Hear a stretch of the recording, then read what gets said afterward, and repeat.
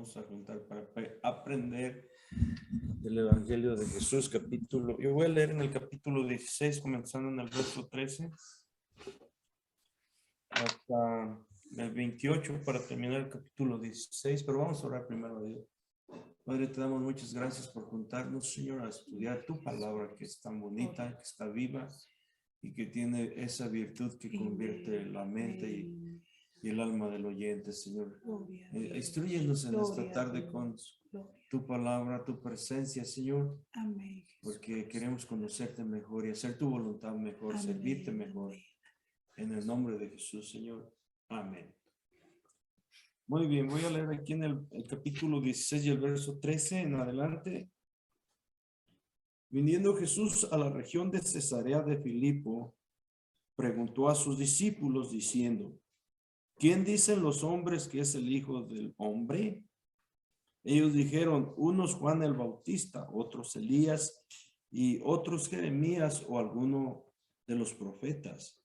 Él les dijo, ¿y vosotros, quién decís que soy yo? Respondiendo Simón Pedro dijo, tú eres el Cristo, el Hijo del Dios viviente.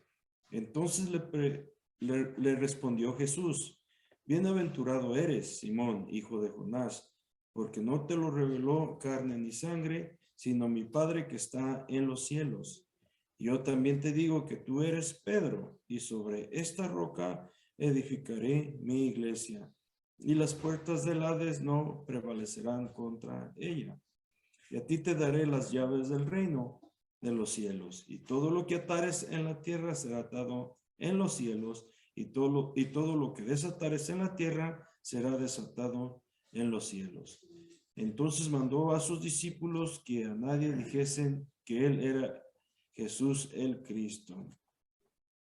Desde entonces comenzó Jesús a declarar a sus discípulos que le era necesario ir a Jerusalén y padecer mucho de los ancianos, de los principales sacerdotes y de los escribas, y ser muerto y resucitar al tercer día. Entonces Pedro, tomándolo aparte, comenzó a reconvenirle diciendo, Señor, ten compasión de ti, en ninguna manera esto te acontezca. Pero él, volviéndose, dijo a Pedro, quítate de delante de mí, Satanás, me eres tropiezo, porque no pones la mira en las cosas de Dios, sino en la de los hombres. Entonces Jesús dijo a sus discípulos, si alguno quiere venir en pos de mí, niéguese a sí mismo y tome su cruz y sígame. Porque todo aquel que quiera salvar su vida la perderá, y todo aquel que pierda su vida por causa de mí la hallará. Porque ¿qué aprovechará al hombre si ganare todo el mundo y perdiere su alma? ¿O qué recompensa dará el hombre por su alma?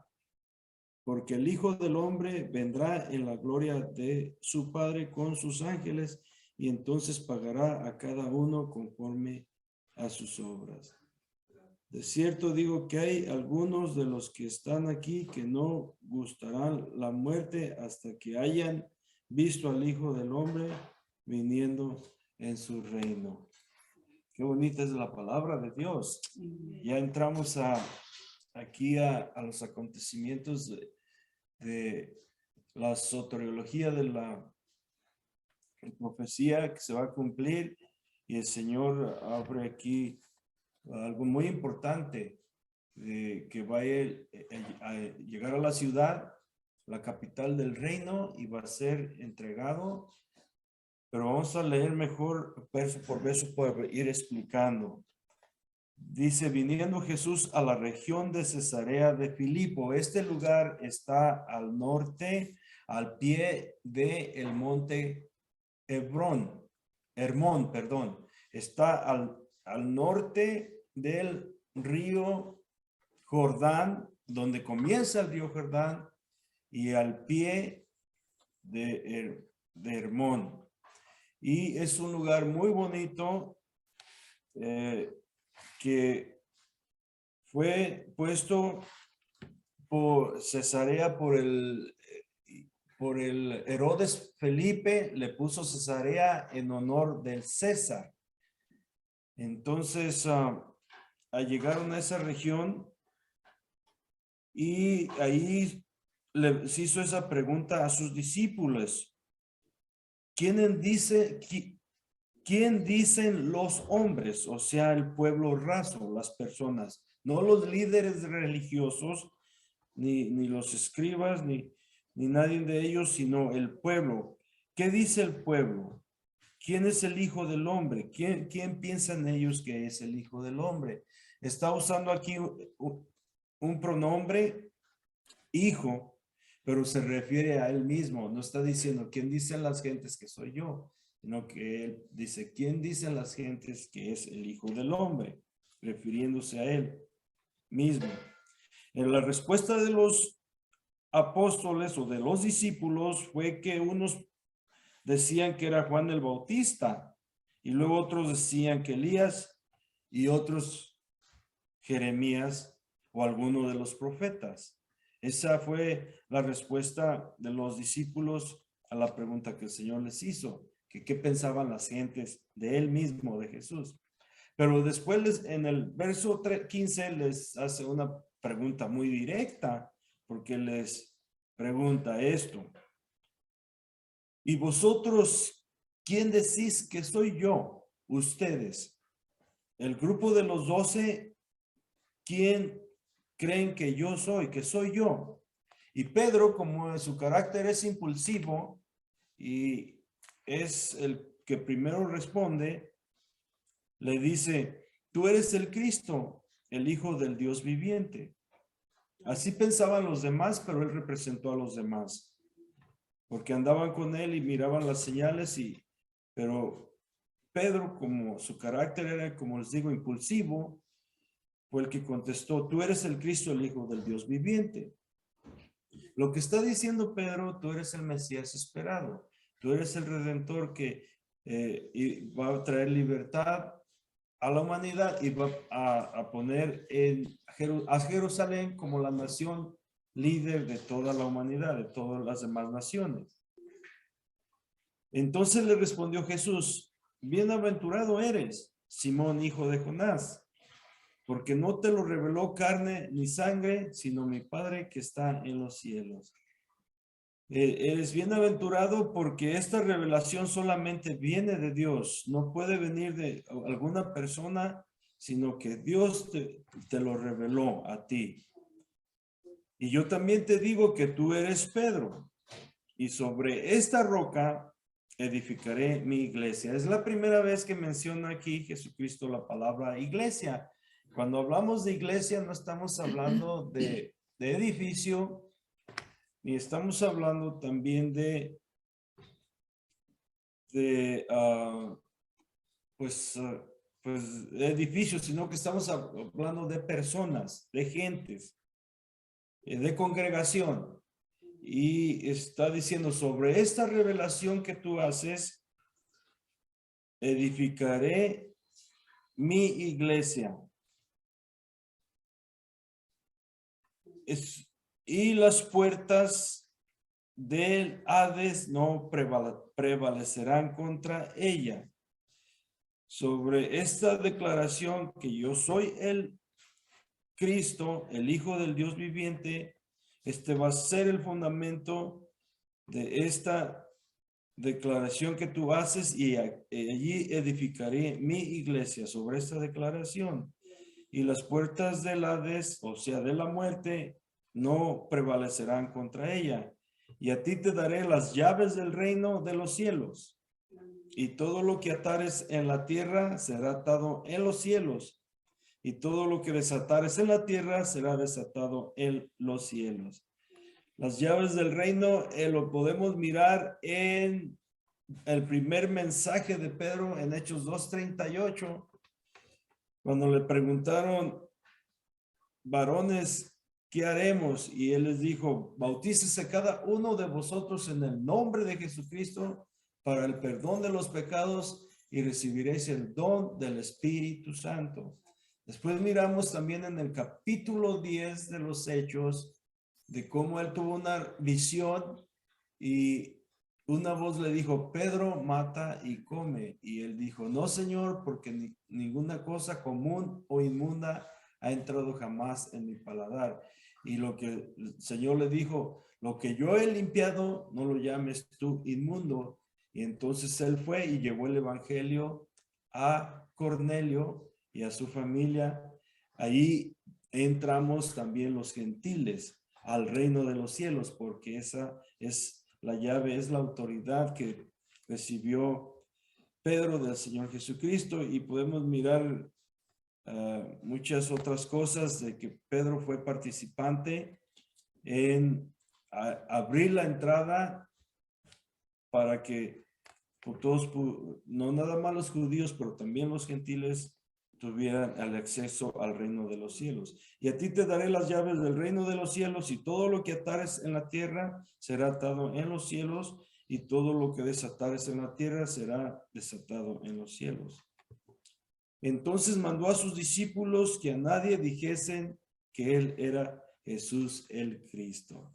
Todavía no, porque necesitaban pasar algunos acontecimientos para que la gente supiera que él era Jesús el Cristo. Pero en el verso 21 dice, desde entonces comenzó Jesús a declarar a sus discípulos que le era necesario ir a Jerusalén.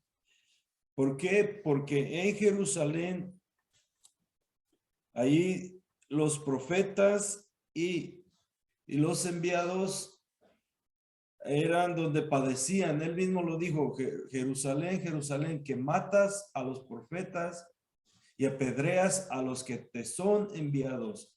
En la ciudad capital del reino era necesario padecer mucho de los ancianos, de los principales sacerdotes y de los escribas. Iba a ser padecer mucho, iba a sufrir por ellos, después iba a ser muerto, pero iba a resucitar al tercer día. Les estaba explicando todo lo que iba a padecer en la ciudad de Jerusalén. Pero cuando escuchó esto, Pedro lo tomó de la mano y se lo llevó aparte de los 11, como dice en el verso 22. Entonces Pedro, tomándolo aparte, lo tomó del grupo aparte y comenzó a reconvenirle diciendo, Señor, ten compasión de ti. En ninguna manera esto te acontezca. Pero el Señor, volviéndose, dijo a Pedro, quítate de delante de mí, Satanás, me eres tropiezo, porque no pones la mira en las cosas de Dios, sino en la de los hombres. Pedro acababa de tener una revelación de parte de Dios, no de carne ni de sangre, sino que Dios le había revelado que el Señor Jesucristo era el Cristo, el Hijo de Dios vivo, del Dios viviente. Pero después, adelantito, Satanás habló a su oído y le dijo que le dijera estas cosas. Ten compasión de ti, en ninguna manera te suceda algo. Podemos mirar el cambio aquí tan drástico. Primero recibe la revelación de parte de Dios y después como que el diablo le sopla al oído. Y fue lo que dijo también el Señor a Satanás, le dijo, apártate de mí, porque al Señor adorarás y a Él solo servirás. Pero aquí también habló al oído de Pedro, pero el Señor le dijo, quítate de delante de mí, Satanás, me eres tropiezo, porque no pones la mira en las cosas de Dios, sino en las de los hombres, porque trató de impedir el plan que ya estaba desde antes de la creación del mundo, que iba a entregar su vida para el rescate de la humanidad. Entonces Jesús dijo a sus discípulos, si alguno quiere venir en pos de mí, niéguese a sí mismo y tome su cruz y sígame. Porque todo aquel que quiera salvar su vida, la perderá. Y todo el que pierda su vida por causa de mí, la hallará. Porque ¿qué aprovechare al hombre si ganare todo el mundo y si perdiere su alma?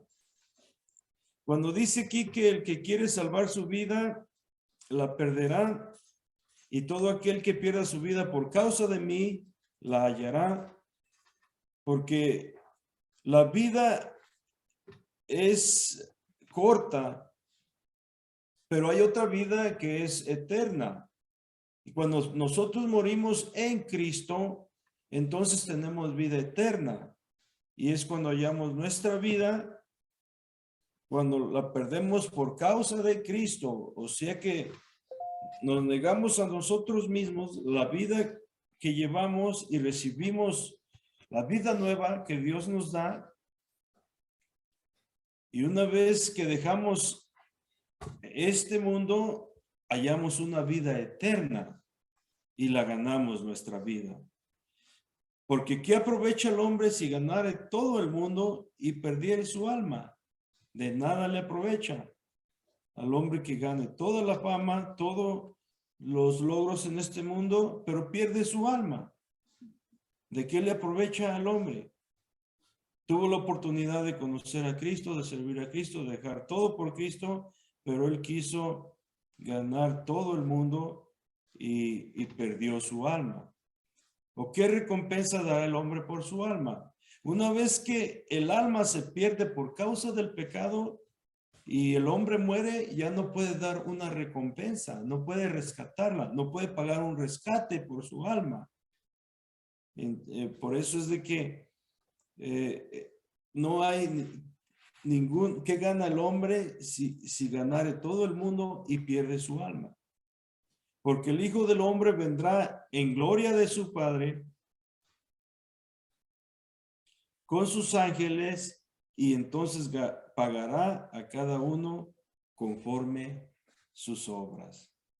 El vivir la vida en Cristo trae una recompensa y Dios viene con pago. Es la vida eterna, galardones.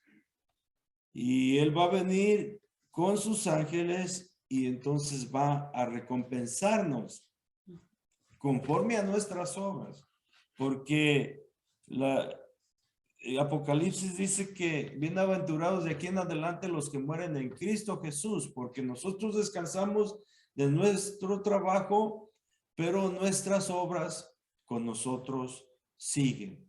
O sea, Dios nos va a recompensar por nuestras obras. Todo lo que nosotros hagamos en la obra de Dios, por la iglesia, por los hermanos, va a traer una recompensa.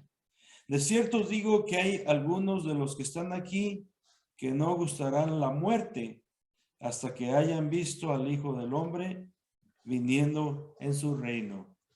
Nosotros somos esa generación que estamos esperando ya el regreso del Señor Jesucristo para ser levantados en la nube. Hermanos, Dios les bendiga. Paz de Cristo. Le damos gracias a Dios porque Él nos ha permitido este nuevo estudio, ¿verdad? Y queremos darle toda la gloria y la honra porque hemos mirado que su nombre es glorificado, está siendo glorificado y va a seguir siendo glorificado. Y ahorita estamos avanzando, ya estamos en el estudio número 21, gracias a Dios por ello. Y me toca la gloria y la majestad del rey. Creo que me gusta a mí siempre estar en el monte, ¿verdad? Y más adelante vamos a entenderlo porque nos gusta estar en el monte, ¿verdad? Bueno, pues este es el Evangelio de Jesús y es todavía estoy la transfiguración. Entonces vamos a entrar en el estudio en el nombre de nuestro Señor Jesucristo y voy a leer esta escritura donde está Mateo 17 del 1 al 13. 6 días después, Jesús tomó a Pedro y a Jacobo y a Juan su hermano y los llevó aparte a un monte alto. Y se transfiguró delante de ellos y resplandeció su rostro como el sol y sus vestidos se hicieron blancos como la luz. Y he aquí, les aparecieron Moisés y Elías hablando con él. Gloria a Dios. Entonces Pedro dijo a Jesús: Señor, bueno es para nosotros que estemos aquí. Si quieres, hagamos aquí 3 enramadas, una para ti, otra para Moisés y otra para Elías. Mientras él aún hablaba, una nube de luz los cubrió, y he aquí una voz desde la nube que decía: Este es mi Hijo amado, en quien tengo complacencia. A él oíd. Al oír esto, los discípulos se postraron sobre sus rostros y tuvieron gran temor. Entonces Jesús se acercó y los tocó y dijo: Levantaos y no temáis. Y alzando ellos los ojos, a nadie vieron sino a Jesús solo. Cuando descendieron del monte, Jesús les mandó diciendo: No digáis a nadie la visión hasta que el Hijo del Hombre resucite de los muertos. Entonces sus discípulos le preguntaron diciendo: ¿Por qué pues dicen los escribas que es necesario que Elías venga primero? Respondiendo Jesús les dijo: A la verdad, Elías viene primero y restaurará todas las cosas, mas os digo que Elías ya vino y no le conocieron, sino que hicieron con él todo lo que quisieron. Así, también el Hijo del Hombre padecerá de ellos. Entonces los discípulos comprendieron que les había hablado de Juan el Bautista. Y era lo que estaba pasando, ¿verdad? Bueno, pues vamos a entrar a la lección en el nombre de nuestro Señor Jesucristo, donde dice, ¿verdad? Jesús de Nazaret es real y verdaderamente Dios. No son 2, no son 3, Él es uno y su nombre es Jesús de Nazaret. Y qué bonito que el pastor nos lo confirma cuando Jesús se lo revela a Pedro. Bueno, pues Pedro, Jacobo y Juan, su hermano, estos 3 eran los 3 pilares que levantarían la iglesia. Y fue en el capítulo 16 donde el pastor nos enseñaba que fue la primera vez que menciona la iglesia nuestro Señor Jesucristo, ¿verdad? Pues estos 3 pilares iban a ser fuertes porque iban a levantar la iglesia del Dios viviente, edificándola sobre la roca que era Jesucristo mismo, ¿verdad? Bueno, estos 3 pasarían a ser los más importantes. Todos eran muy importantes, pero ellos iban a ser grandemente usados por Dios. Luego dice, el verbo es esencialmente Dios por toda la eternidad. Eso nos lo está explicando Juan mismo en el Evangelio de Juan. Él ahí nos lo está explicando, ¿verdad? Y ahorita más adelante vamos a pasar a esa escritura. Los discípulos pudieron entenderlo por medio de la apreciación visual de la transfiguración, que aquel que aparentemente era un hombre y se comportaba como tal fuese Dios mismo. Después, Juan lo describiría de esta manera. Y aquí es donde Juan lo va a describir a nuestro Señor Jesucristo, que era Dios mismo, como decía el pastor. ¿Se recuerda, pastor, que usted dice no era 100% hombre, sino que era 100% Dios en hombre? ¿O cómo dice usted? Bueno, lo que pasa es que la teología ha enseñado por 2000 años que Dios es, a Jesús más bien, 100% Dios y 100% hombre. Pero Él siempre fue Dios y ha sido Dios y sigue siendo Dios, nada más que se manifestó en carnes. Eso es todo. Bueno, pues aquí nos está explicando Juan en el versículo 1 de Juan, porque él lo escribió como tal fuese Dios mismo. Después Juan lo describe de esta manera. Y tengo que explicarles algo.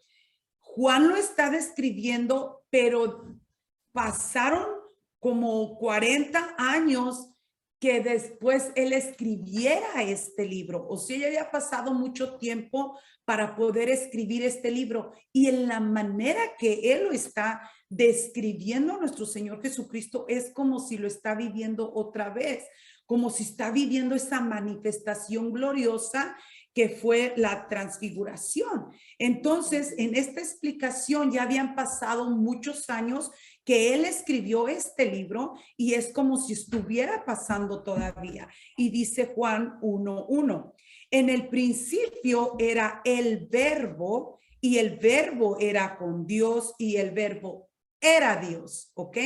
Juan le está explicando, en el principio era la palabra, ¿verdad? La que dijo, sea la luz y fue la luz. Salía la palabra. Él había experimentado en esa gloria divina que los estaba cubriendo y que o escucharon la palabra, escucharon que Dios estaba diciendo palabra también, ¿verdad? Y más adelante les explico. Y por eso dice él, en el principio era el verbo estaba con ellos allí en ese monte. Y dice, y el verbo era con Dios, pero ese Dios estaba ahí y el verbo era Dios. Luego en el versículo 3 dice, todas las cosas por él fueron hechas y sin él nada de lo que ha sido hecho fue hecho. Estaba explicando hermosamente aquí nuestro Dios. Luego el versículo 10 dice, en el mundo estaba y el mundo por él fue hecho, pero el mundo no le conoció y ellos le estaban conociendo. Ellos estaban mirando esa gloria divina por medio de esa nube que los cubrió y esa transfiguración que nuestro Señor Jesucristo toma, ¿verdad? De Rey, de Dios, del Todopoderoso. De la manera que Juan está hablando en estos versículos es porque él había vivido la experiencia de estar con el Dios Todopoderoso. Su testimonio es verdadero porque dice, y vimos su gloria, gloria como del unigénito del Padre, lleno de gracia y de verdad. Bueno, pues vamos a entrar a la escritura de Mateo 17:4, donde nos dice, entonces Pedro dijo a Jesús, Señor, bueno es para nosotros que estemos aquí. Si quieres, hagamos aquí 3 enramadas, una para ti, otra para Moisés y otra para Elías. Y ahí miramos otra vez Pedro, ¿verdad, pastor? Que usted ahorita lo comentó, que él era pronto para hablar, ¿verdad? Pronto para decir. Y ahí era cuando le estaba explicando, a él se le fue revelado, ¿verdad? Que él era el Cristo, el Hijo del Dios viviente. Pues aquí otra vez es Pedro el que le está diciendo, Señor, es bueno que hagamos enramada, una para ti, otra para Moisés y otra para Elías. Y las enramadas es como una sombra. Él estaba experimentando algo hermoso, algo sensacional y no quería que desapareciera esa gloria hermosa, esa experiencia única, ¿verdad? Y él no quería que desapareciera. Por eso él está diciendo y hablando de esta manera. Él ya quería poner casa para los 3, ¿verdad? Ya quería poner las enramadas y ya quería vivir ahí en esa gloria.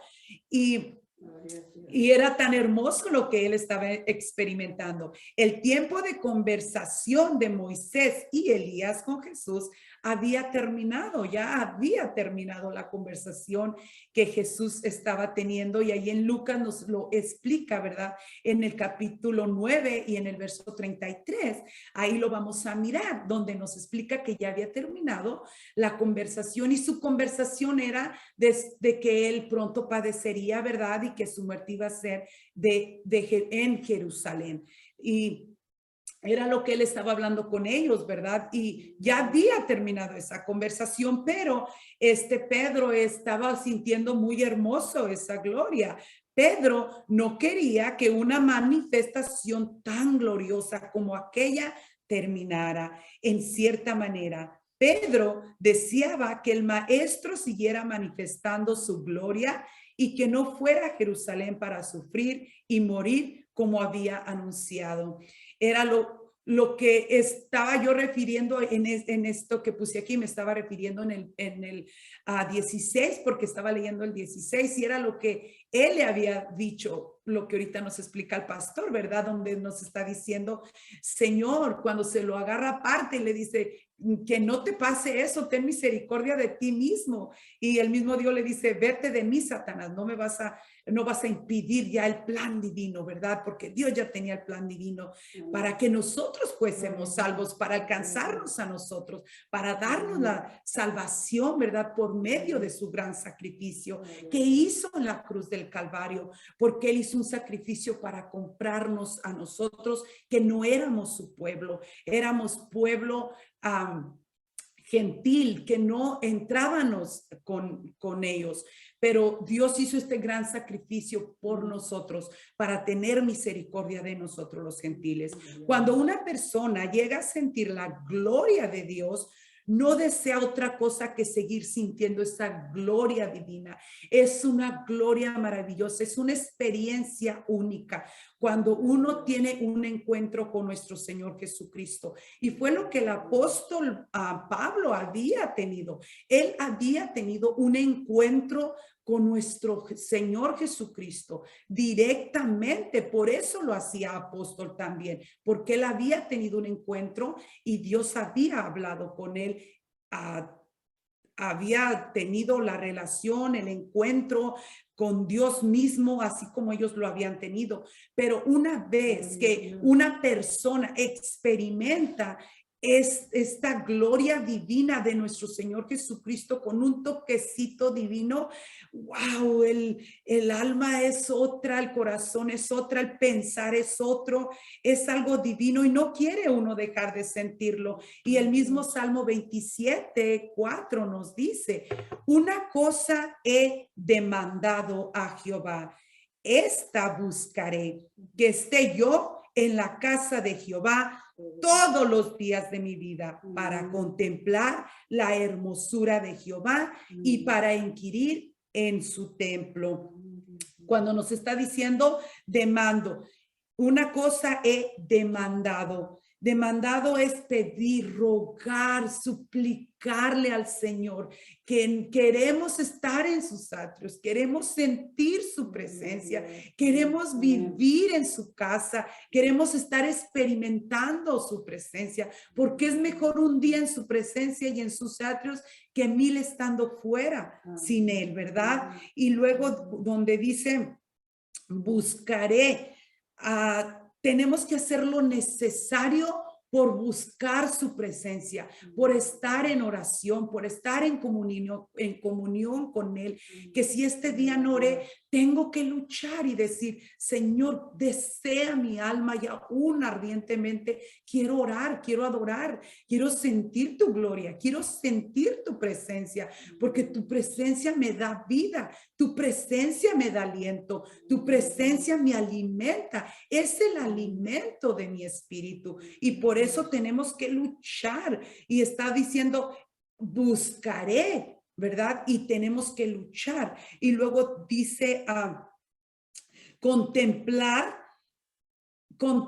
su hermosura es con el alma, contemplar con el alma, con el corazón, con el espíritu, contemplar su hermosura, cómo hizo los cielos tan perfectos y tan hermosos, y luego volteo y miro la creación del unigénito, del único Dios, y veo qué hermosura, y estoy contemplando la hermosura de Dios en su creación. Luego dice, no se trataba de un mero deseo de estar en el santuario, sino de contemplar su hermosura, ¿verdad? Lo que estoy diciendo, de contemplar esa hermosura, esa grandeza, es todo lo que hizo en su creación. Luego Mateo 17:5 dice, mientras él aún hablaba, una nube de luz los cubrió. Y he aquí una voz desde la nube que decía, este es mi hijo amado, en quien tengo complacencia, a él oíd. Generalmente las nubes son grises, oscuras o blancas, pero esta era una nube luminosa.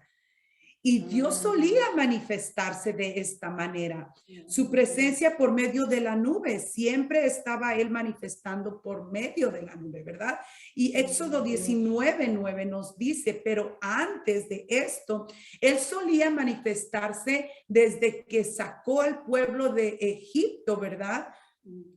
Cuando él se manifestó con Moisés, cuando habló con Moisés, habló por medio de la nube con él, le explicó cómo quería que sacara al pueblo de Egipto. Una vez que saca al pueblo de Egipto, ¿verdad? Miramos allí en Éxodo 14, donde nos dice cómo Jehová con brazo fuerte saca al pueblo, ¿verdad? Y allí dice que la nube de Dios alumbraba a Israel, ¿verdad? Era la que lo alumbraba de día y luego la que lo guiaba también. Esa nube siempre ha aparecido en todo el transcurso del Antiguo Testamento, aún también ahora en el Nuevo Testamento, él baja en esa nube y vemos la glorificación que hace preciosa nuestro Señor Jesucristo. Bueno, pues en Éxodo 19:9 dice, entonces Jehová dijo a Moisés, he aquí, yo vengo a ti en una nube espesa para que el pueblo oiga mientras yo hablo contigo y también para que te crean para siempre. Y los apóstoles era lo que estaba pasando con ellos. Ellos estaban en medio de esa nube, estaban experimentando algo glorioso, algo majestuoso que nunca se les olvidó. Después pasó tanto tiempo y lo explica, ¿verdad? Lo explica el apóstol Pedro. Luego lo explica también el apóstol Juan y nos está explicando en Juan, en sus cartas, en Apocalipsis, lo vuelve a experimentar. Esta gloria después la vuelve a mirar. La nube de la gloria de Dios los cubrió literalmente. Proyectó su sombra sobre de ellos sorprendentemente. La sombra de Dios es luz. Si se fijan, la luz que alumbró al pueblo de Israel, que los sacó, que los guió por en medio del Jordán. Luego la nube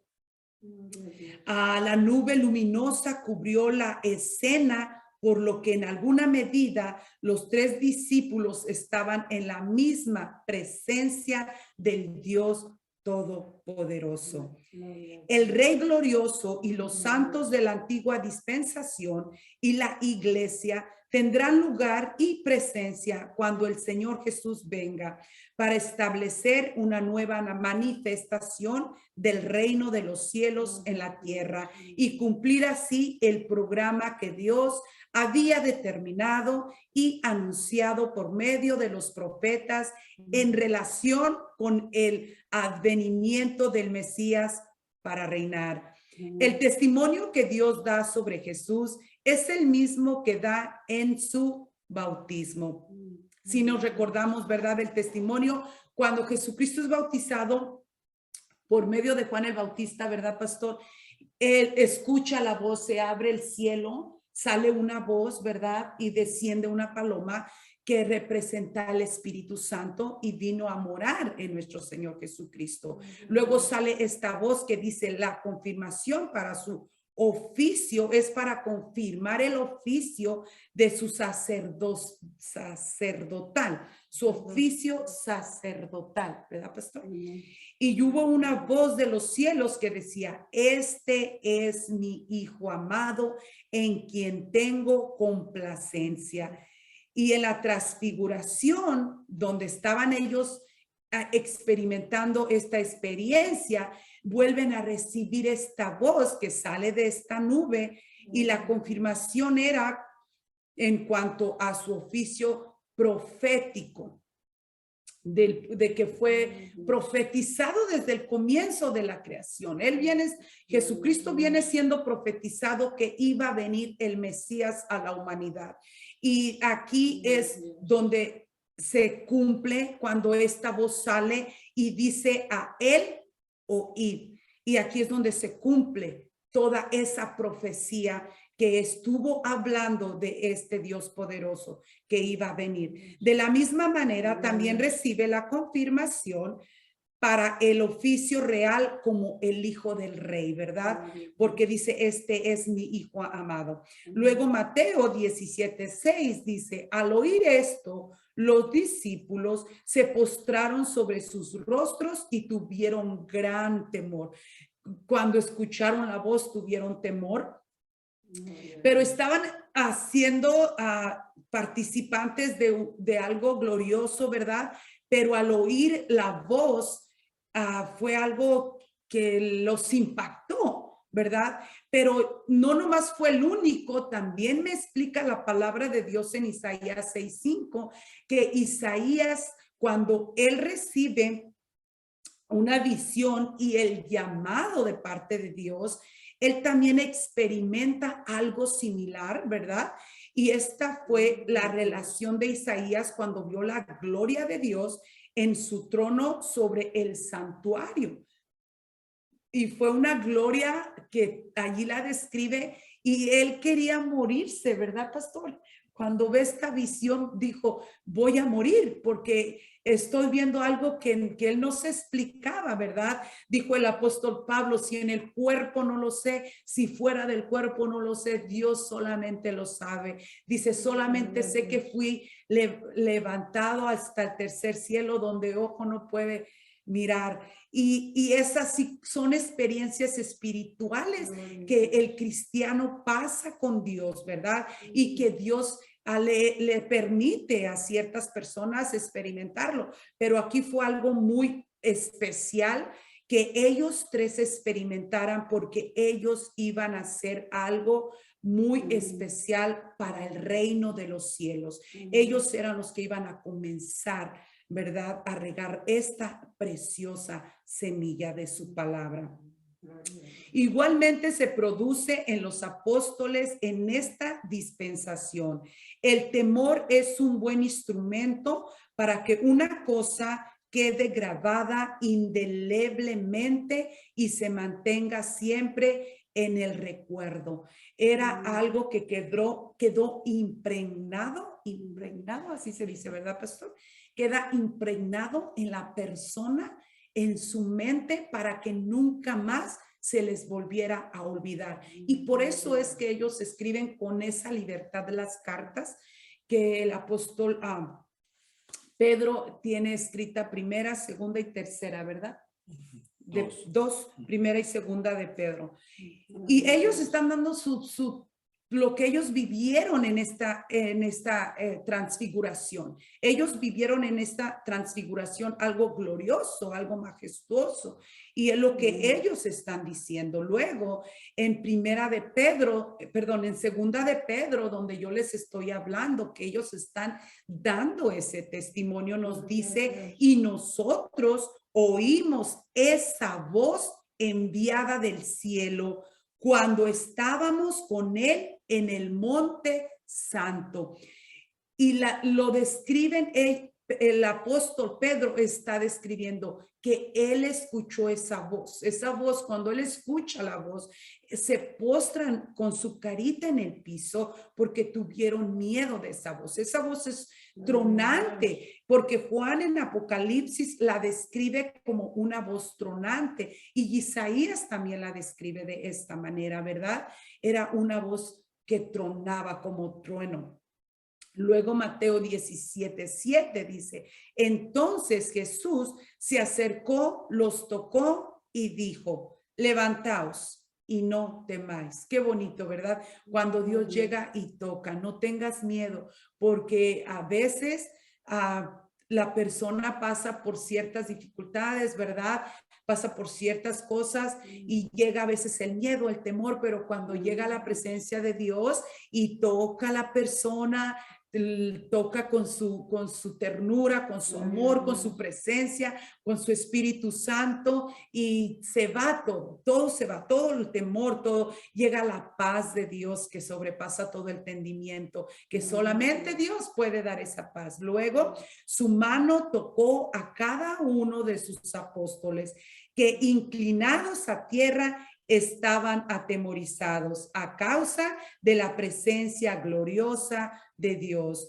Los miedos desaparecen cuando el creyente está cerca de Jesús y siente su contacto, porque su mano está en todo y todo está en sus manos. Y eso es precioso. Siempre el hermano Ray Correa nos dice en los estudios, ¿verdad?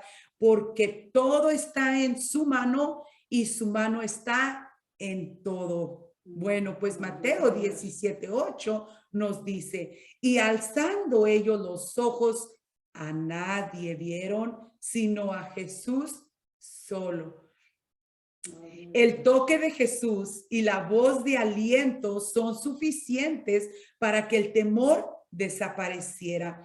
Cuando Jesús los toca, ya no estaba revestido de gloria, sino de humanidad, porque debía seguir el camino de la cruz y no del trono, de la muerte por toda la humanidad. Era necesario que él padeciera para que nosotros alcanzáramos salvación, y gracias a su misericordia, a lo que él sufrió en esa cruz, ahora nosotros podemos estar aquí, ¿verdad?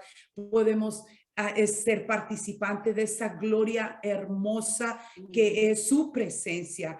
Luego, sus mentes quedaron impregnadas de aquella visión. Jesús no era un gran hombre, Jesús era Dios. Jesús era un gran Dios en un hombre. Emmanuel, que traducido es Dios con nosotros, era el Mesías enviado, era mismo Dios el que estaba con ellos.